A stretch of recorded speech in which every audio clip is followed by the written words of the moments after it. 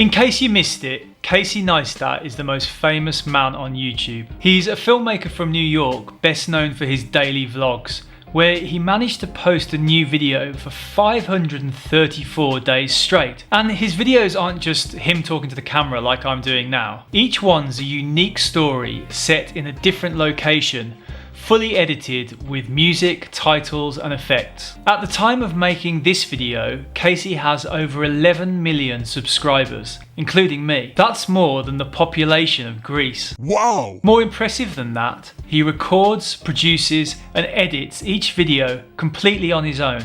That's incredible! So whether or not you're a fan of Casey Neistat, you have to admit that he's found a way of quickly and consistently creating very engaging content. And I don't know about you, but I've always felt that e-learning could do with being more engaging.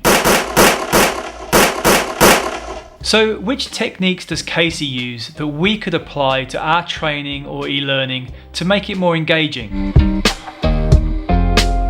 Of course, telling stories is a piece of cake when you're a famous YouTuber.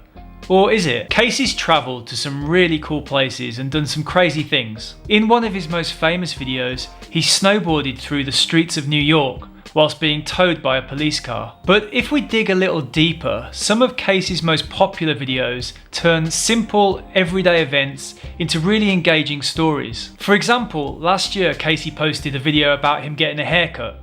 Sounds pretty boring, right? Well, his audience didn't think so. And that video now has over 2 million views and almost 100,000 likes. This just goes to show that to engage with the audience, the subject matter doesn't need to be exciting. What's really important is coming up with a creative way to build the story into the content to make it more engaging. Casey's a one-man band. He doesn't have a cameraman or editing crew. And yet he's been averaging 3 new videos every week. And while some of his camera work and editing seems amazing, most of it is very raw and unpolished. I hope you now understand why the camera falls over so often Of course, e-learning requires more research, more planning, more reviews. But is it possible that we're overdoing it? Are there other ways to create valuable content without a team of designers and developers, a complex process, and months of reviews? Casey's demonstrated that letting go of perfection and focusing on consistently delivering value is far more important than spending all that extra effort on making something perfect. Casey's videos are usually less than 10 minutes long, and he's always posting new videos. In fact, over the past 6 years, he's posted over 1,000 new videos. So being part of his audience requires a very low commitment time-wise, but we're constantly getting valuable new content. So how does this compare to how we deliver most training? Well, usually we take months designing a course that can take hours out of someone's day to complete. So there's a lot more friction there because this is a one-off event that interrupts our normal routine.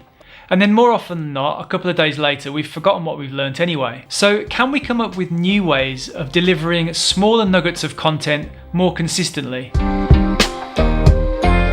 Casey talks to his camera like he's talking to his mates. He's always messing about and he uses his sense of humour to bring his stories to life. I love a good joke! Basically, he treats us like humans. And this engages us and makes us want to watch even more. When we're designing training, it can be really easy to forget that our learners are human and that they just want to be treated like that. The second we start talking to them in a corporate voice, we lose their interest. And this corporate voice doesn't just apply to voiceover. The way we communicate is in everything. Can we honestly look at our training and say that we're communicating in the most natural way possible? Now, I'm sure this video is going to throw up comments about how YouTube differs from e-learning, and I'm not here to try and pretend that those differences don't exist. But what I wanted to highlight is that we can probably learn a lot from analysing what type of content is being consumed by the masses. And in true Casey Neistat style, I'm going to stop this video without saying goodbye.